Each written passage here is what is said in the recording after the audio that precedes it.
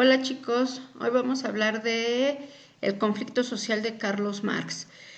Les explico brevemente quién era este personaje. Yo creo que además ustedes en el transcurso de su vida académica han en algún momento estudiado acerca de él, ya que se convierte en un autor multidisciplinario porque al estar enfocado en cuestiones económicas no se analizan solamente desde esa perspectiva, sino se hacen análisis filosóficos, sociológicos, políticos, ¿no? Y obviamente pues económicos. Este es un personaje que nace en 1818 y muere en 1883. Se convierte en un filósofo y pensador enfocado en los temas sociales y económicos. Es un precursor de la sociología moderna que acuña conceptos y teorías importantes. Uno de los principales conceptos que acuña o de los que habla él es la plusvalía y obviamente también la burguesía, que hacen referencia a las dos clases sociales que existían a partir de la revolución industrial, ¿no? El cambio que se genera desde una etapa de transición del feudalismo y del esclavismo hacia la revolución industrial. Ya habíamos comentado en algún momento que él hace muchos aportes y muchas investigaciones de el por qué se hace o se genera la explotación del hombre por el hombre, ¿no? El contexto histórico bajo el cual él trabaja es una sobreexplotación dentro de la sociedad industrial, ¿no? Que implica un cambio importante dentro de la vida social, no solamente de Europa, sino después empieza a extenderse durante todo el mundo, ¿no? Él habla en su libro del capital y del materialismo histórico y dialéctico de una acumulación del capital a partir de la clase burguesa, ¿no? Y de cómo esta clase burguesa empieza a explotar a la clase obrera y además una sobreexplotación en donde no se le remunera de manera correcta al trabajador, ¿no? Es decir, el esfuerzo físico de un obrero lo lleva a un desgaste emocional y físico que incluso lo puede llevar hasta la muerte. Y él decía y hacía un análisis, ¿no? ¿Por qué los que tienen, en lugar de ayudar a sus semejantes, lo único que hacen es explotarlos y en algún momento generar la muerte, ¿no?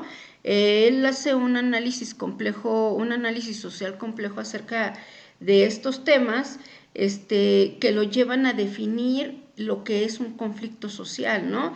Y ese conflicto social se analiza a través de diferentes marcos de sistemas de producción que vamos a ver en un momentito, ¿no? De los sistemas de producción o los sistemas económicos por los que ha atravesado el hombre. Entonces él hace un análisis desde casi el origen del ser humano, ¿no?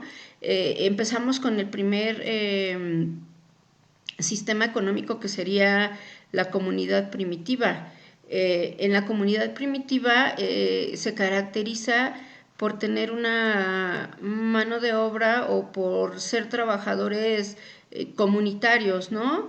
Es decir, entre todos se ayudaban, si alguien tenía que ir a cazar, se delegaban responsabilidades, los que iban eran los hombres por obvias razones, o sea, el trabajo normalmente desde ahí empieza ya a dividirse, ¿no? El trabajo menos fuerte lo hacían las mujeres y el trabajo pesado, pues para los hombres.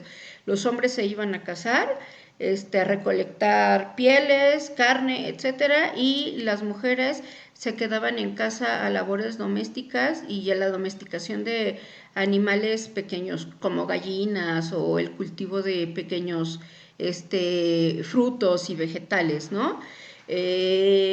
Ahí en la comunidad primitiva ya empezamos un poco con la división del trabajo, por lo que les comento, se asigna qué trabajo va a hacer el hombre, qué trabajo va a hacer la mujer y también qué trabajo van a hacer los niños. Eso es importante. Al final, en esa comunidad todo lo que se recupera se divide entre todos. No es así como que yo fui a cazar el animal, o yo recolecté, o yo crié, o yo sembré y me lo quedo yo. No, era una repartición equitativa entre todos los habitantes de la comunidad. Después viene una transición y viene otro sistema económico que sería el esclavismo. Marca una pauta bien importante en toda la sociedad, no nada más en una sociedad africana o europea, sino más bien es marcada y conocida por la sobreexplotación también del hombre por el hombre. Es decir, incluso se compraban y se vendían a los seres humanos, ¿no? No sé ustedes qué piensen con respecto a esta situación.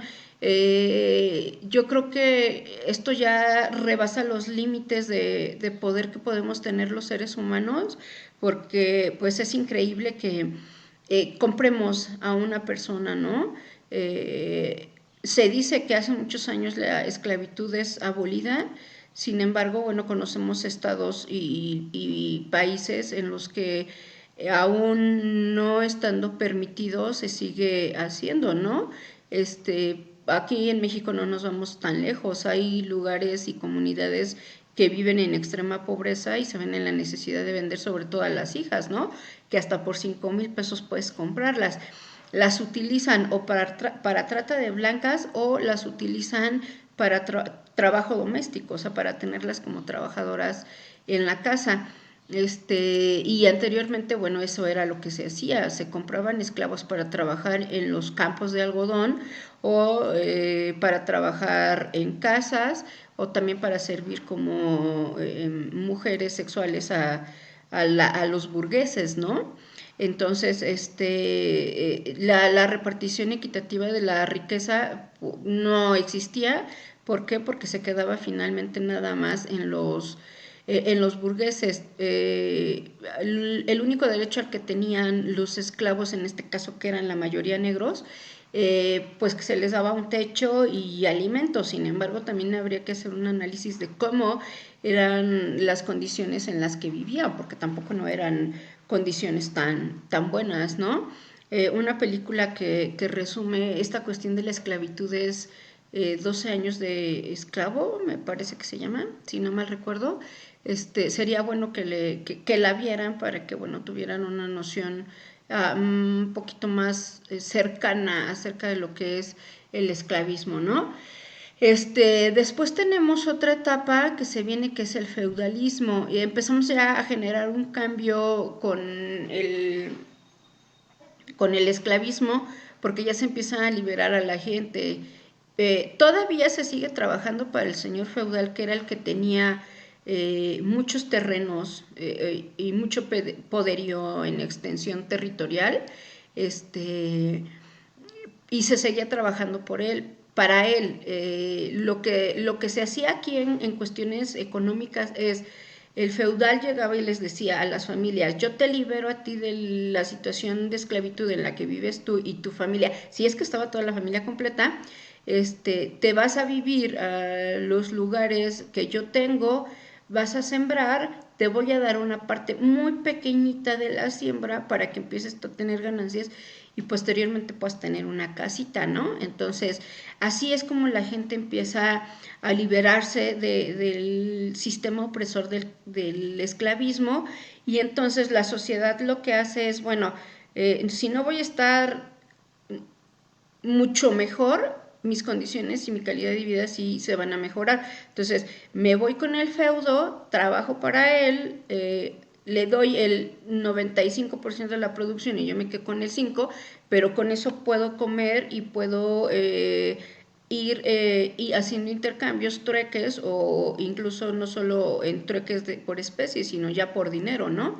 Entonces, así es como la sociedad empieza otra vez a levantarse y su calidad de vida empieza a mejorar a través del feudo. Sin embargo, o sea, el feudo sigue siendo la clase rica y la clase burguesa que se sigue quedando con toda la parte del dinero. Entonces, Carlos Marx va haciendo este análisis para que entonces podamos darnos cuenta y se pueda entender cómo al final el burgués sigue siempre teniendo la razón, porque él es el que tiene el dinero. Entonces, aquí es cuando aplica el famoso dicho popular que con dinero baila el perro, ¿no? Y creo que en la actualidad sigue siendo aunque ya existen diferentes clases sociales, el dinero es el que te permite o no ciertas situaciones, ¿no? O sea, incluso hasta comer.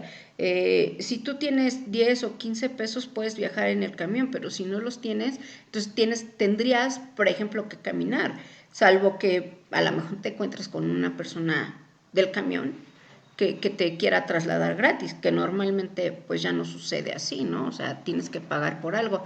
Después del feudalismo nos vamos a una de las etapas más importantes y que en la actualidad sigue estando vigente, que es el capitalismo. Ya con el capitalismo existen ya se generan ya tres clases sociales que serían la alta, la media y la baja, que son las que te permiten tener acceso a ciertos privilegios, ¿no? O sea, pero al final la clase alta sigue teniendo todos los privilegios. La clase media no los tiene todos, pero tampoco su calidad de vida no está tan mala. Y la clase baja sigue siendo la clase opresora y la clase más bien que es oprimida y la clase con una calidad de vida muy baja, incluso cayendo en el estado de ser marginales, ¿no? En el capitalismo sigue existiendo o sea, ahí sí sigue existiendo la explotación del jefe sobre el obrero. Y nos regresamos igual a las etapas iniciales, ¿no? Como en revolución industrial, nada más que, bueno, los sistemas o más bien las formas han cambiado, porque al final seguimos trabajando, se sigue trabajando para la gente de la clase alta, para la gente burguesa, pero ya tenemos mejores condiciones, o sea, ya tenemos un seguro social, ya tenemos vacaciones, ya tenemos prestaciones, etcétera, ¿no? Diferentes elementos ante los cuales un sindicato te puede defender, o sea, ya no es como que tan fácil, que te exploten tan fácil, pero sigues trabajando al final para alguien y le estás dando ganancias excesivas a alguien cuando tu sueldo sigue siendo muy poco, ¿no? Por todo el esfuerzo que realizas. Después tenemos otra de las etapas, que es el socialismo, que se tendría que poner en tela de juicio porque se habla de un socialismo. Dentro del socialismo, todas las riquezas tendrían que ser repartidas de manera equitativa e igualitaria, ¿no? Se habla mucho de Cuba o se habla mucho de Colombia, que son países socialistas, ¿no? Pero la pregunta aquí es, si son países en donde la distribución de la riqueza es equitativa, ¿por qué muchas personas quieren salir de esos lugares, ¿no? O sea, porque, bueno, sí, equitativamente pobres para todos parecería, ¿no? Porque ahí el que sigue teniendo como el mayor privilegio es el presidente, porque todas las personas, incluso hasta en el consumo de alimentos, están limitados, ¿no? O sea, tienen, por ejemplo, permitido, no sé, un kilo de huevo a la semana, 2 kilos de carne, etcétera, ¿no? Pueden ustedes buscar en documentales del estilo de vida de estos lugares e incluso hay personas que los refrigeradores están llenos de, si se puede, están llenos de carne congelada, porque cuando se les permite compran a lo mejor un poquito más y la van racionando para no quedarse sin el insumo. Entonces, sí está como complicado hablar de una sociedad socialista, vaya. Esa va a ser una de las tareas que les voy a asignar ahorita al final. La última... El último y el más reciente de los sistemas económicos sería el neoliberalismo, que tal pareciera que viene muy de la mano del capitalismo, ¿no? En el neoliberalismo recuerden que aquí se van a establecer o aplica o implica que empresas extranjeras se instalen en algún lugar y que a estas empresas se les permita trabajar bajo las condiciones y los términos que ellos decidan.